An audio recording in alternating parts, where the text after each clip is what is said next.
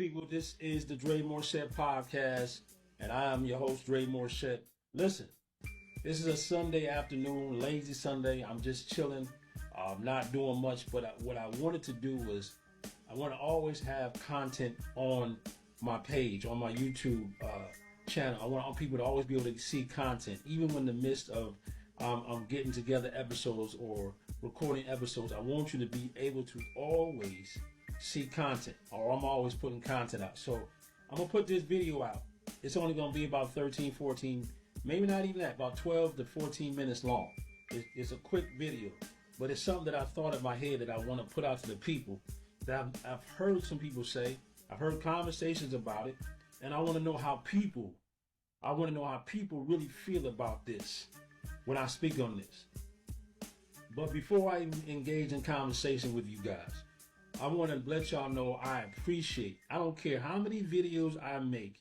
I don't care how big I get. I don't care how mediocre I am or how small I am. I want to always thank the people who took in the time out of their day to listen to what I had to say, and that has taken the time out of their day to push the subscribe button or like button or even comment.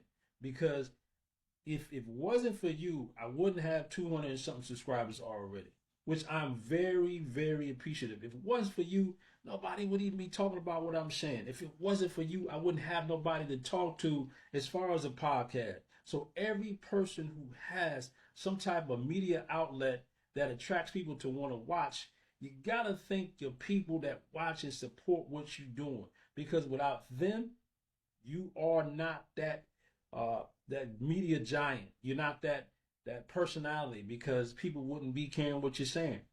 So I want to make sure that it's always put across to everybody who takes, whether it's a minute, hour, or whatever, to say, let me see what Dre is talking about.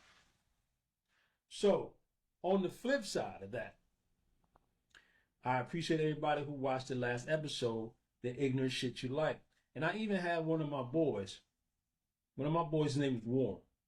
He came into the shop on Friday, and I asked him what he thought about the episode, and he told me his basically his likes and dislikes. And the type of person I am, I love for people to give me feedback, because without feedback, you have a tendency to let your arrogance get ahead of you and feel like, oh, I know what I'm doing. People loving this. Nah, you want to hear the different segments of how can I get better? How can I improve?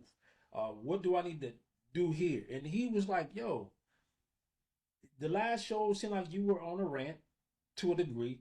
I like some things that you're saying, but you got to be able to, you don't want to turn anybody off. You want to make sure that when you're talking to people, that they really get the best of you.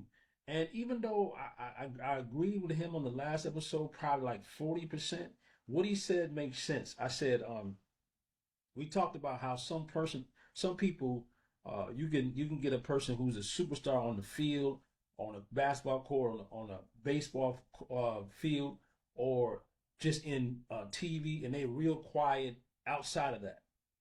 And what he said about me, he said the stuff that you say, the way that you say stuff on your podcast ain't the way you say it in the shop. It ain't the way you say it when we be conversating.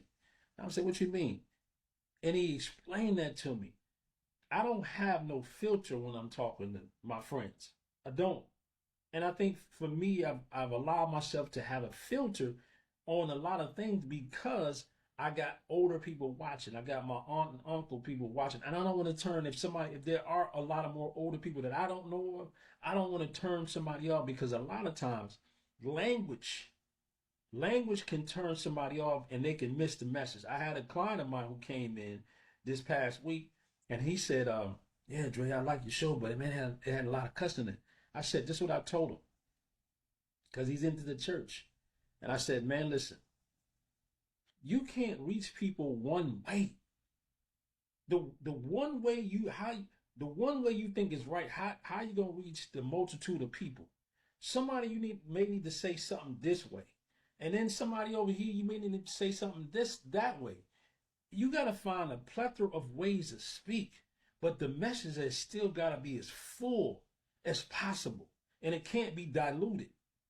And I told him, I said, yeah, I'm not just cussing frivolously. I'm not just cursing left and right. It makes sense at that in that moment to say what I had to say, and actually, he actually understood. So I just got to learn to be who I am as across the board without worrying about am I offending nobody, because my whole thing is what I'm saying the truth or not? Do I have a point? Is it reality? And that's the thing what people don't want to always hear. They don't want to always hear reality. Reality offends people. Can you believe that? Reality offends people, but people watch stuff all day that offends them. So I'm not trying to offend nobody. I'm just trying to bring you my reality. I see a lot of reality in the professions that I have. And being a barber is like you see it all, man. You see a lot of things that you be like, what's going on? So I took my boy's advice and I'm gonna utilize it. I'm gonna say it like I would say it in the around my friends, and my friends who know me, they know I don't really have no filter. I say it just how I need to say it, but I don't mean no harm. So this episode, real quick episode, we got about 7 minutes. 7 minutes. I've heard some people say this on the low. I've heard this. I've said this. Heard this in shows. I heard people say this in passing. I've heard this, man, and I've always wanted to comment, but people are so sensitive.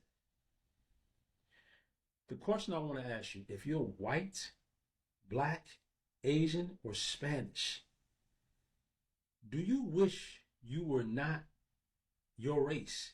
If you were black, do you wish you wasn't black? If you were white, do you wish you wasn't white? Or you Asian, do you wish you wasn't Asian because of various reasons? Maybe people have this crazy notation of how your culture is and don't really know the culture. Or people have had bad experiences with your culture and they categorize everybody opposed to just that isolated experience. So when it comes to being black, I've heard some people say, I've even heard some jokes being said, man, if I was white, that wouldn't have happened. Or if I was Asian, or that wouldn't have happened. Or I probably could have got in this school if I was this color. So honestly speaking, I want you to put in the comments. Honestly, with all that you know about your race and your culture, have you ever been like, man, enough already?